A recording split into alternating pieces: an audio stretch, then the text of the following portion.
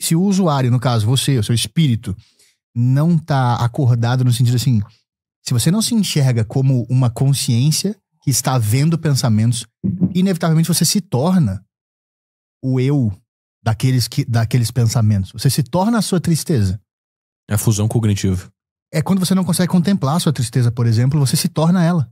Sim. Você tá vendo o objeto dentro da mente que é a tristeza, a vítima, o coitado, o cara que não consegue fazer nada direito. Sim. E assume aquilo como sua identidade. Perfeito. Aí fudeu. É uma desconexão mesmo do espírito. Perfeito. Você se separou? Sim. Isso inclusive é um baita problema filosófico, essa questão da metaconsciência. Isso é uma coisa que é muito debatido, por exemplo, entre os fenomenólogos, né? Então, como que seria possível a metaconsciência? Uma consciência que observa-se a si mesmo. E aí tem uma imagem que se usa muito, que é a de um olho observando alguma coisa e ao mesmo tempo observando o seu próprio ato de observar. Esse seria o paradoxo da metaconsciência, né? Então, como que o olho que tá olhando para esse objeto, ele consegue ao mesmo tempo olhar para si mesmo? Quando a gente se olha no espelho, a gente tá vendo uma imagem do nosso olho, a gente não tá vendo o nosso olho exatamente.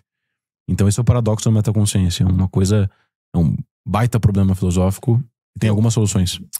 Uma das soluções que eu enxergo é: se você tá vendo, não é você.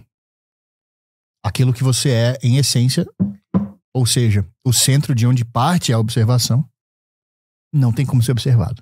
Ou seja, provavelmente se você consegue ver, se você consegue, por exemplo, perceber um pensamento numa, sei lá, uma letra de música que tá na sua cabeça que não sai, ou a sua mulher, o seu filho, você tem coisas que você consegue observar, provavelmente não é você. Porque se você consegue ver, existe ato de observação.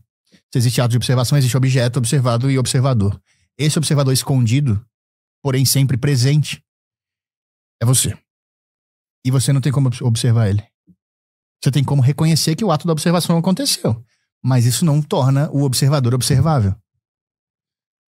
Tá, entendi. Você tá dizendo que então não é você aquilo que você está vendo.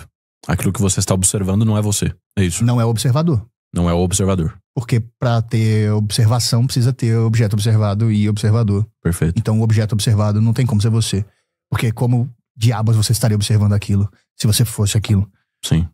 Eu acho que no geral existem duas soluções, eu gosto mais de uma.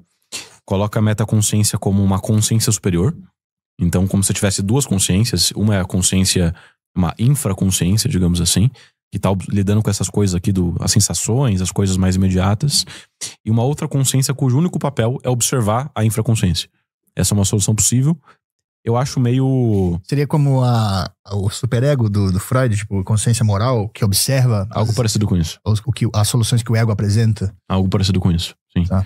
Só que eu acho que é necessário ter cautela, senão você cai meio naquele problema da navalha de Ockham, né? Você começa a fundar novos entes pra explicar as coisas. Tipo, da onde você tirou esse ente? Tá. Da onde você inventou que existe essa metaconsciência? Tá. Né? Uhum.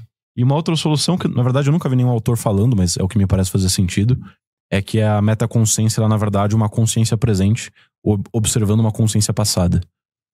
Então você nunca tá em ato olhando para esse objeto e ao mesmo tempo prestando atenção no ato de olhar esse objeto. Ok. Você olha no passado, pode ser um segundo imediatamente atrás de você observando esse objeto. Ok. Entendeu? Faz sentido. Essa é a minha visão, mais ou menos. Certo. Faz sentido. Pro budismo existe um fato que é... Acho que não só pro budismo, de fato existe o observador e existe coisas na consciência que podem ser observadas. E você pode se identificar mais ou menos com elas. Mas, por exemplo, pro budismo, a verdade é uma só, ela é atingível sem nenhum tipo de ideologia. É só na experiência direta e na prática de você com você mesmo, em silêncio, de olho fechado, observando os movimentos da consciência e a falta deles, né? Quando os movimentos cessam, né? Você consegue realmente calar ali. E daí ficaria muito claro do que é você, do que não é você. Você se fundamenta, você se instalaria de vez nessa presença na sua essência, né? No eu, no self, sei lá, pra ser junguiano aqui. Então, assim, cara, não importa o que você acredita, enquanto ideia, enquanto objeto da mente, ou enquanto crença, tem uma coisa muito mais objetiva que isso e que é muito mais certa e que tem um método que é muito garantido de você chegar lá, que não depende de crença nenhuma, somente da experiência direta e de tempo suficiente para você chegar lá. A verdade é uma só, e se ela é uma só, você não vai enxergar, não tem como você ficar meditando e enxergar e encontrar outra coisa. Tipo, sei lá, 100 pessoas meditando durante anos e cada uma vai ter uma coisa diferente. Não, todas vão chegar, se a verdade é uma só, todas vão chegar inevitavelmente numa percepção só. E quando a gente olha para esses yogis aí, os sábios e tudo mais, os iluminados, é meio que isso que todos falam. Sim. Existe essa experiência universal, né? Você pega, cara, todas as religiões, assim, tem algo muito semelhante a essa ideia do agora, né? Do mindfulness, ou da presença, ou da metaconsciência, e cada um chama de uma forma. Mas realmente isso é um bom indício de que, cara, existe algo... existe esse estado mesmo, que ninguém talvez saiba nomear da forma mais correta, mas ele existe e a gente pode tentar explicá-lo, né? Eu acho que quem chegou numa boa resposta sobre isso também é o próprio Louis Lavelle, que eu falei mais cedo. Ele enxerga o eu como uma força, né? O eu, ele é mais do que... Ele tem essa contraposição entre o ato e o dado, né? Então as coisas são atos ou são dados, ou são uma mistura das duas coisas. Então, por exemplo, essa mesa, ela é somente um dado pra mim. E eu te observando aqui, eu te vejo muito mais como um dado do que como um ato. Em que sentido? Eu não consigo ver o seu esforço em ser, sei lá, a melhor versão de si mesmo. Eu consigo ver o resultado disso aí. Eu consigo ver os seus comportamentos objetivos que você teve. Só que existe por trás desses efeitos que são apenas dados pra mim, um ato, uma força, um esforço que você fez pra chegar nesse resultado. Então o eu, ele parece ser muito mais uma força que tenta fazer alguma coisa do que um dado, uma coisa que está atualizada, digamos assim. E talvez esse seja o motivo da dificuldade de nós contemplarmos o nosso próprio eu, né? A gente não consegue enxergar a força, a gente consegue observar o resultado dessa força. Você consegue ser ela. Perfeito. Você consegue observar o resultado. Então o cara vai lá, ele tem uma grande conquista na empresa, ele faz uma comemoração pela grande conquista e tal, mas você tá comemorando o dado e não a força, a causa desse efeito, né? Certo. O que leva muitos caras dessa corrente budista / hinduísta a crer que só existe uma coisa de fato. Acho que esse é o erro principal do budismo. O panteísmo. Como é que chama a coisa do... panteísmo? Eu sou a única coisa... Minha consciência só existe uma solipsismo, consciência. Solipsismo, exato. No geral tem esse panteísmo, não sei se é uma coisa que todo budista defende, mas essa ideia de que nós somos todos partes de uma mesma consciência, né? Então, como se fossem fragmentos de uma mesma consciência. E até os fragmentos são uma ilusão também. Tipo, a aparente diversidade entre todas as coisas, sim, é só aparente. Sim. Eu acho que a terminologia do budismo para descrever essa realidade não é mais adequada, mas eu acho que eles observaram provavelmente uma coisa que tá certa e tem afinidade com o cristianismo. Existe Deus e ele é um só. Exato. É que o tomista que...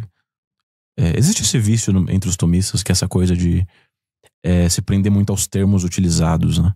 Então, tipo assim, não, mas é um absurdo dizer que nós somos parte de uma mesma consciência, porque isso implicaria que depois da nossa morte não haveria distinção entre os indivíduos e haveria uma confusão grande.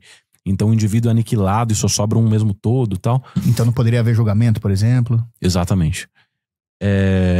Só que falta um pouco dessa caridade hermenêutica de tentar entender que às vezes as pessoas usam termos que na sua cosmovisão tem um significado específico para expressar uma realidade, mas na cosmovisão dessas pessoas tem outro sentido. Então eu não duvido que os budistas capturaram uma coisa que é verdade. Eu só acho que talvez não sejam os termos mais adequados para expressá-la. Porra, até dentro do ateísmo você vê umas afirmações tipo Carl Sagan, tá ligado? Dizendo todos os entes, não sei se ele usou a palavra ente, é muito improvável que ele tenha usado, mas é como se fosse tipo isso. Todos os entes do universo são formas... O ser humano é um pedaço do universo observando o próprio universo. Enquanto um ateu falando isso. E é uma coisa que o budismo também fala. A única consciência decidiu se fragmentar pra poder observar, pra poder experimentar a si mesma de várias maneiras possíveis, como um coelho, como um inseto, como um ser humano, como isso, como aquilo. O que parece uma coisa, no fundo, meio infantil. Eu sou uma consciência que tô aqui e eu vou me dividir em vários e vou esquecer que eu sou um. Porque se eu virar um coelho, mas eu ainda lembrar que eu sou um, não vai ter graça nenhuma. Eu vou ficar, eu tô aqui no corpo de um coelho, mas, pô, eu preciso me esquecer, eu preciso da queda, eu preciso desse emborrecimento, digamos, como é que é? Voluntário. Voluntário. Pra me esquecer de tudo e pra sofrer de verdade a experiência intensa dessa coisa, a experiência real. Tipo, uma montanha-russa, ela não é tão real porque você sabe que ela vai acabar em algum momento, por mais que você sinta algum medo, né? Agora, uma explicação meio infantil mesmo, parece. Mas se você colocasse uma pessoa meio intelectualmente limitada, com algum problema mental mesmo, numa montanha-russa e convencesse ela de que ela tá condenada àquilo pra sempre, você ia ver o real efeito de uma montanha-russa numa pessoa. Cara, ela ia se desesperar 1000 vezes mais. Pois é. Mas mesmo tendo consciência de que é seguro, o cara... Eu já fui na montanha-russa da Disney e, porra... É mesmo? Tem uma lá específica você se esquece momentaneamente que vai acabar, certo? Não, você não lembra. Ela sobe assim, ó. Reto completamente e cai só uma vez, assim. É só uma caída. Só uma queda. É absurdo. Meu Deus do céu. Que é uma experiência parecida com o que a gente vê no cinema. Durante os momentos do filme que você tá ali na sala, você não tá lembrando o tempo inteiro. Sim. São tudo câmeras e atores. Porque senão você seria um cara muito chato, né, velho? Tem sempre o bobo que fala isso aí, né? Tipo, por que você tá com medo? É só um filme, né? Em filme de terror, por exemplo. Por que você tá com medo? São só atores encenando, né? Que é o chataço, né? Esse cara é muito chato. Mas é basicamente assim, você tá se permitindo enganar. Sim. É a suspensão da descrença. Isso. Mas não é uma escolha também. Você simplesmente cai nela, sem perceber. E depois que acaba o filme, você volta e vai pra sua casa. Sim. Não é uma coisa assim, eu vou fingir que eu acredito agora. E aí você conscientemente entra. Voluntariamente, né? Nesse estado. O que é um exemplo muito usado no budismo também. É como se o eu e todos os dramas do eu, seus fracassos, seus medos, suas ansiedades, essas coisas, fossem imagens que estão surgindo numa tela. Então a consciência tá aqui silenciosa e observando tudo. E assistindo essa tela, que são seus 5 sentidos e são, né, a sua consciência ali, a sua mente. Esse espaço em branco que é a sua mente, no qual às vezes aparecem objetos. E esses objetos são a sua vida, enfim, os seus dramas, suas dificuldades, suas alegrias. E você, enquanto espectador, tem que ficar, sei lá, assistindo. Só que às vezes você se engana e você acredita que você é o personagem que tá ali naquela tela sofrendo. E aí você sofre bem mais. Você se identifica com aquela coisa. Mas eu acho que a desidentificação com esse eu que tá ali na tela, se feita de maneira completa, você fica meio... vegetal. Exato.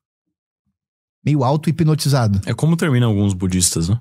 Terminam vegetais. O que no fundo parece um grande golpe pra não sofrer. Eu não quero sofrer, então eu vou me convencer que tudo que acontece na minha mente é só um personagem passageiro, não é eu de fato, e eu só preciso ficar observando. Sim. Que aí eu vou sofrer menos. Sim. Eu acho impressionante como o cristianismo ele resolve todas essas coisas, né? Exato. De maneira muito melhor. Você pega lá os monges, os padres do deserto, eles tinham essa mesma ideia da presença, tal, de você, de certa forma, uma espécie de metaconsciência, e resolvia isso de uma forma muito superior, né? Então, cara, você não tá aqui à toa só porque você é um personagem atuando, sabe? Você tá aqui porque você precisa aprender alguma coisa com o que tá acontecendo aqui. O universo experimentando a si mesmo através de você. Pois é. É um negócio bonito, né? Tipo... Tão bonito quanto um desenho infantil. Pode crer. Mas fala mais desses padres aí que você tava falando. Eu preciso ir no banheiro. Vai à vontade. Por favor. Vamos, enquanto isso, falando das perguntas do pessoal aqui. Vamos ver. As pessoas estão mandando coisas aqui.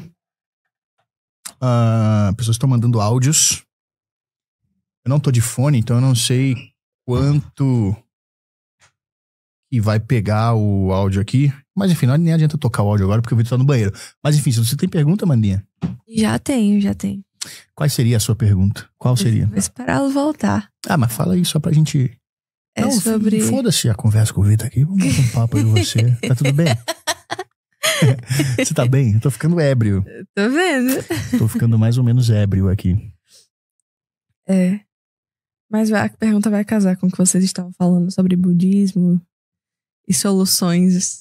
Sempre que eu escuto a palavra monge agora, eu lembro do termo que a gente fica zoando. Monge copista? Monge copista.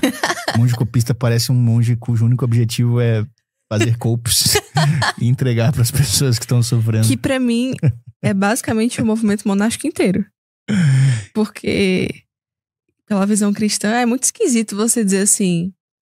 Quer dizer, o cristão deveria ser aquele que não se isola do mundo, mas influencia o mundo, né? Tá. Então o monge Ordena é aquele... o mundo. Exato.